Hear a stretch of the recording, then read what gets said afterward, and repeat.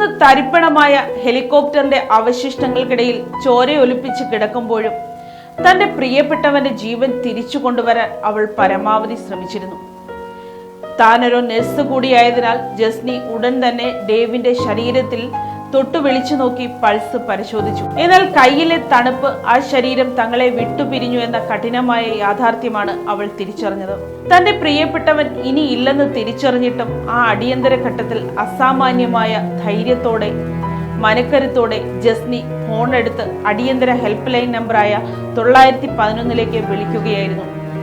കനത്ത ശാരീരിക വേദനയ്ക്കും കൺമുന്നിലെ മഹാദുരന്തത്തിനുമിടയിൽ ജസ്നി നൽകിയ ഈ സന്ദേശമാണ് വിജനമായ ആ വനമേഖലയിലേക്ക് രക്ഷാപ്രവർത്തകരെ കൃത്യമായി എത്തിച്ചതും അവളുടെ ജീവൻ നിലനിർത്തിയതും.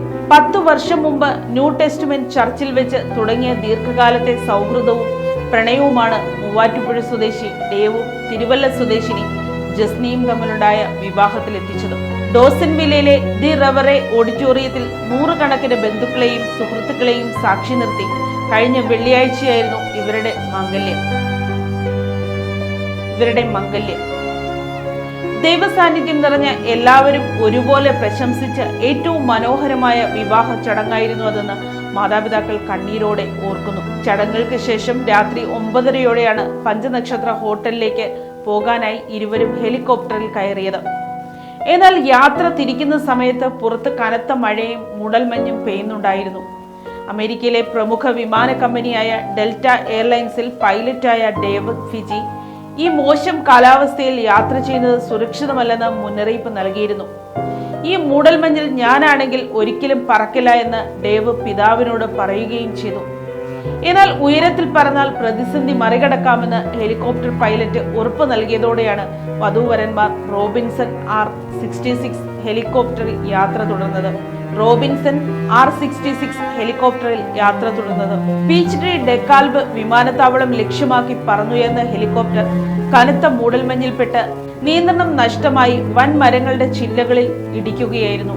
ഡോസൻവില്ലയിൽ 24 മൗണ്ട് വെർണൽ ഡ്രൈവിന് സമീപമുള്ള വിജനമായ കാട്ടുപ്രദേശത്താണ് ഹെലികോപ്റ്റർ പതിച്ചത്.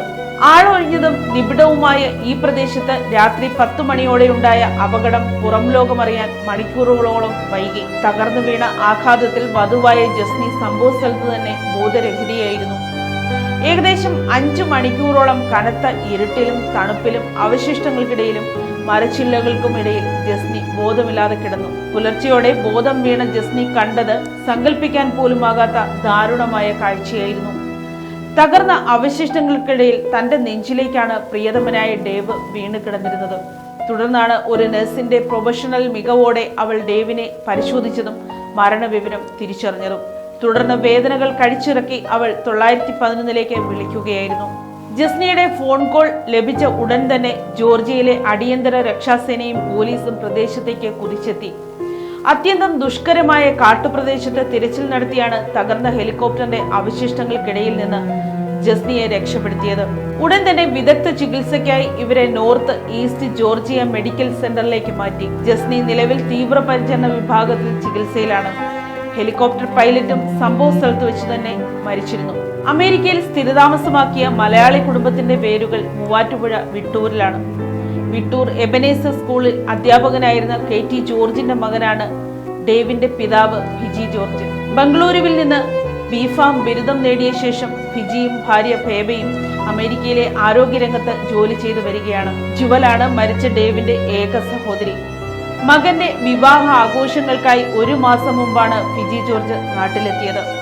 തങ്ങളുടെ പ്രിയപ്പെട്ട മകൻ ദൈവത്തിന്റെ ഒരു വലിയ സമ്മാനമായിരുന്നുവെന്ന് പിതാവ് ഫിജി ജോർജ് പറയുന്നു. അത്രയേറെ ദൈവഭയമുള്ളവനും സുന്ദരനുമായിരുന്നു അവൻ. വിവാഹവേദിയിൽ മകന്റെ മുഖത്ത് പ്രത്യേകം ഒരു തിളക്കമുണ്ടായിരുന്നതായി അമ്മ ഫേബയും ഓർക്കുന്നു. ആ മംഗളകർമ്മം കഴിഞ്ഞ് മണിക്കൂറുകൾക്കകം മകന്റെ വിയോഗ വാർത്ത കേൾക്കേണ്ടി വന്നതിന്റെ വലിയ ആഘാതത്തിലാണ് ഈ മാതാപിതാക്കളും നാട്ടിലെ ബന്ധുക്കളും. അപകടത്തെക്കുറിച്ച് വിശദമായ അന്വേഷണം നടത്തുന്ന നാഷണൽ ട്രാൻസ്പോർട്ടേഷൻ സേഫ്റ്റി ബോർഡ് ഹെലികോപ്റ്ററിന്റെ ബ്ലാക്ക് ബോക്സ് ഉൾപ്പെടെയുള്ള അവശിഷ്ടങ്ങൾ കസ്റ്റഡിയിലെടുത്തിട്ടുണ്ട്. ഒരു കൊമേഴ്സ്യൽ പൈലറ്റായ ഡേവ് ഫിജി മോശം കാലാവസ്ഥയെക്കുറിച്ച് കൃത്യമായ മുന്നറിയിപ്പ് നൽകിയിട്ടും അത് അവഗണിച്ച് ഹെലികോപ്റ്റർ പറത്താൻ പൈലറ്റിനെ പ്രേരിപ്പിച്ച സാഹചര്യങ്ങളെക്കുറിച്ച് ഏവിയേഷൻ വിഭാഗം അന്വേഷിക്കും. എയർ ട്രാഫിക് കൺട്രോളിൽ നിന്നുള്ള സന്ദേശങ്ങളും വരും ദിവസങ്ങളിൽ പരിശോധിക്കും. നിലവിൽ അമേരിക്കയുടെ നിയമ നടപടികൾ പുരോഗമിക്കുകയാണ്. തിങ്കളാഴ്ചയോടെ ഡേവ് ഫിജിയുടെ മൃതദേഹം പോസ്റ്റ്മോർട്ടത്തിന് ശേഷം ബന്ധുക്കൾക്ക് വിട്ടു നൽകുമെന്നാണ് കരുതുന്നത്. വ്യാഴാഴ്ച അറ്റ്ലാന്റയിൽ പൊതുദർശനവും തുടർന്ന് ക്രൈസ്തവ ആചാരപ്രകാരമുള്ള സംസ്കാര ശുശ്രൂഷകളും നടക്കും. News desk, Kottarakkara media.